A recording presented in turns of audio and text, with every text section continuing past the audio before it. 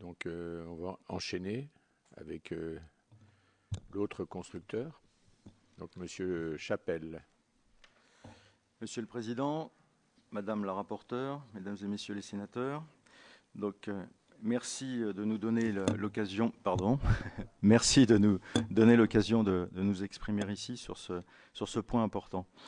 Le développement durable est au cœur de la stratégie du groupe PSA Peugeot Citroën.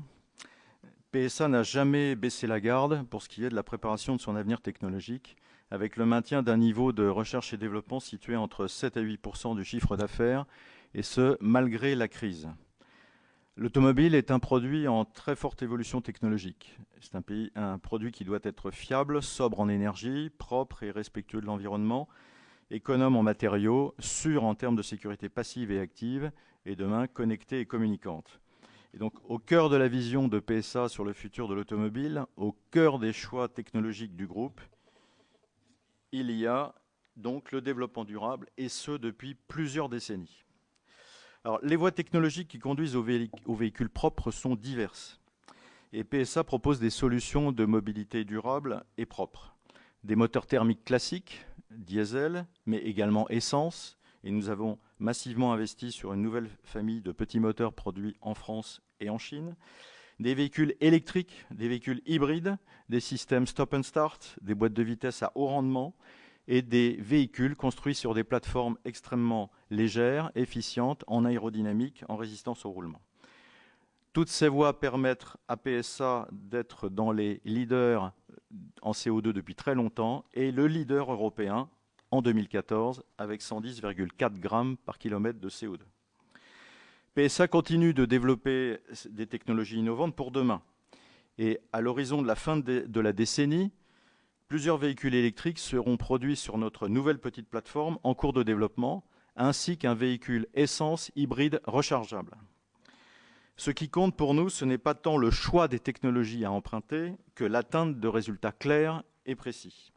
Et donc nous plaidons pour la neutralité, le principe de neutralité technologique avec des objectifs réglementaires fixés dans un délai compatible de nos contraintes industrielles. Également, PSA limite l'empreinte environnementale de ces véhicules dès leur phase de conception. Des travaux d'éco-conception qui visent à assurer au groupe une avance en matière de mobilité durable et de nouveaux matériaux. Depuis 2008, une politique d'intégration de matériaux recyclés et d'origine renouvelable, appelée matériaux verts, a été mise en place.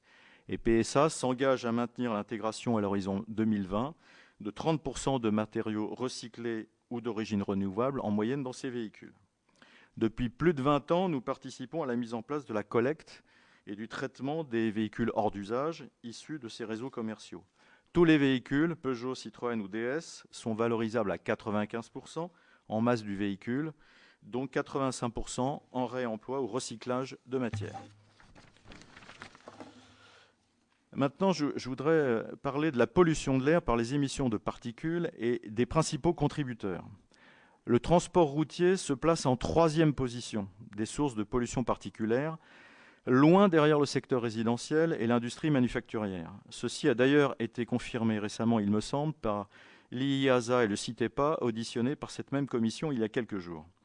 Selon le CITEPA, dans son rapport SECTEN de 2014, le transport routier dans son ensemble, camions, bus, véhicules utilitaires légers, véhicules particuliers, qu'ils soient essence ou diesel, est à l'origine de 17% des émissions de particules fines de moins de 2,5 microns, ce que l'on appelle les PM2,5, au niveau national, loin derrière les 48% du secteur résidentiel et tertiaire, liés au chauffage urbain, aux feux de cheminée, etc., et les 22% de l'industrie manufacturière. À l'échelle de l'Île-de-France, la contribution du trafic routier est plus importante et atteint 35% de ces mêmes PM2,5 selon une source Airparif. Loin du trafic, les 2/3 de la concentration en particules fines PM2,5 mesurée dans la capitale proviennent de sources extérieures à l'Île-de-France. L'industrie, l'agriculture. Et ceci d'un rapport Airparif sur l'évolution de la qualité de l'air entre 2002 et 2012, donc qui est paru en juillet 2013. Les seuils d'information et d'alerte n'ont pas cessé de s'abaisser.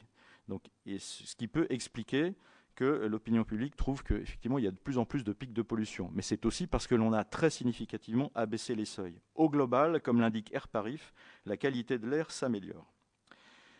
Venons-en à la question du diesel. Celle-ci doit être appréhendée à l'aune de ses progrès technologiques et de ses enjeux. En préambule, n'étant pas légitimes sur ce sujet, nous rappellerons que nous ne prendrons pas position sur les effets du diesel sur la santé. Néanmoins, nous suivons avec beaucoup d'attention l'ensemble des travaux et des publications réalisées sur ce sujet. La technologie du moteur diesel a fait d'énormes progrès grâce à des sauts technologiques. Le filtre à particules, obligatoire depuis janvier 2011 avec la norme Euro 5, traite les émissions de particules diesel. Nous rappellerons ici que PSA est l'inventeur du filtre à particules grâce à ses efforts d'ingénierie et à sa capacité à entraîner toute la filière automobile dans le développement de cette technologie. Grâce à ces efforts, cette technologie a pu être généralisée et rendue obligatoire par l'Union européenne avec la norme Euro 5 en janvier 2011. À ce jour, PSA a commercialisé plus de 10 millions de véhicules équipés de filtres à particules. Ce système est parfaitement fiable, efficace dans toutes les conditions de fonctionnement, car il s'agit d'un filtre fermé. L'ADEME indique d'ailleurs dans son avis de novembre 2012 que le filtre à particules permet de traiter les particules en masse à 95% et en nombre à 99,7%. Cela signifie donc que ce filtre est efficace en permanence, y compris sur les particules les plus fines. PSA a développé et mis en série depuis fin 2013, pour respecter la norme Euro 6, donc qui concernait les nouveaux véhicules à partir de septembre 2014 et l'ensemble des véhicules en septembre 2015, une nouvelle technologie appelée Blue HDI, associant la technologie SCR, réduction catalytique sélective, et le filtre à particules. Cette technologie permet de réduire jusqu'à 90% les émissions d'oxyde d'azote, les NOx. Au global, depuis 1992, avec l'entrée en vigueur de la première norme européenne, Euro 1, l'ensemble des émissions a été divisé par 10 en moyenne. En ce qui concerne les particules, ces émissions ont été divisées par 1000 entre Euro 1 et Euro 5, avec les généralisations du filtre à particules. Avec Euro 6, le diesel atteint des niveaux d'émissions homologués très proches de ceux des moteurs à essence. Un moteur diesel consomme 20 à 25% de carburant de moins qu'un moteur essence et émet 15% de moins de CO2 que ce dernier.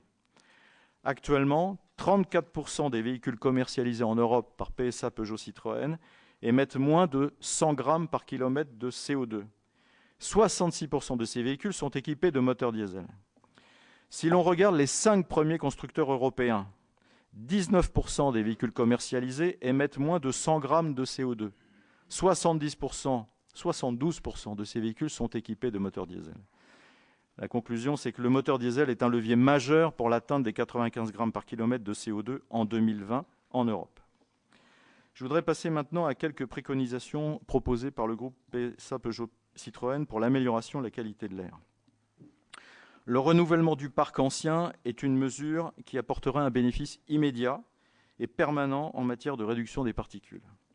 En 2014, 28% du parc automobile en circulation, c'est-à-dire les véhicules produits avant 2005 et donc avant 2005, oui, est responsable de 50% des émissions de particules. C'est une estimation CCFA à partir des données citées par Secten de 2014. Il faut environ 10 à 15 ans pour qu'une nouvelle technologie se diffuse largement dans le parc automobile. Et le parc français de véhicules particuliers est vieillissant avec plus de 8,6 ans cette année en 2014. Donc ainsi, encourager les consommateurs à remplacer leurs véhicules anciens, les véhicules anciens diesel, dépourvus de filtres à particules, par des véhicules plus récents équipés d'un filtre à particules est une politique efficace en matière de qualité de l'air, mais aussi en termes de réduction des consommations de carburant et d'émissions de CO2. Des mesures fiscales telles que la prime à la casse peuvent être une réponse et une solution adaptée, mais dans un certain contexte, c'était le cas en 2008. Les incitations fiscales concentrées sur les véhicules électriques, 10 000 euros, sur les hybrides, 6 500 euros, sont une réponse partielle en raison de leurs limites dans le temps et du fait du budget que l'État peut y consacrer. Les mesures inscrites dans le projet de loi sur la transition énergétique pour la croissance verte sont des réponses allant parfaitement dans le bon sens. Les zones de restriction de circulation sont des dispositifs qui peuvent avoir un impact positif sur la qualité de l'air en zone urbaine, à condition qu'ils favorisent les véhicules récents au détriment des véhicules anciens les plus émissifs. Afin de préserver l'égalité d'accès en ville à tous les citoyens, leur mise en œuvre doit faire l'objet d'une étude d'impact approfondie. Encourager les flottes publiques à acheter des véhicules à faible émission et permettre aux acquéreurs de véhicules à très faible émission de bénéficier de conditions de circulation et de stationnement privilégiées. Par contre, nous regrettons la discrimination faite au diesel Euro 6 dans le projet de pastille présenté le 2 juin par le MED, qui exclurait cette motorisation moderne de la pastille numéro 1, réservée aux seuls véhicules essence. Cette annonce est d'autant plus surprenante après la prise de position publique du président de la République à l'usine de Trémery le 27 mars dernier, reconnaissant le haut niveau de performance des moteurs diesel de dernière génération. Aucune ville européenne n'a instauré une telle discrimination entre les normes essence et les normes diesel modernes pour gérer les systèmes de restriction de circulation. La mairie de Londres a décidé de mettre en place, à compter de 2020, la première zone à ultra basse émission d'Europe et les véhicules diesel Euro 6 seront autorisés à y pénétrer gratuitement. En conclusion, nous voudrions ici réaffirmer la volonté du groupe PSA Peugeot Citroën de participer à l'amélioration de la qualité de l'air. Il a d'ailleurs été très souvent pionnier dans le développement de nouvelles technologies dans ce domaine, véhicules électriques dans les années 90 par exemple, véhicules hybrides.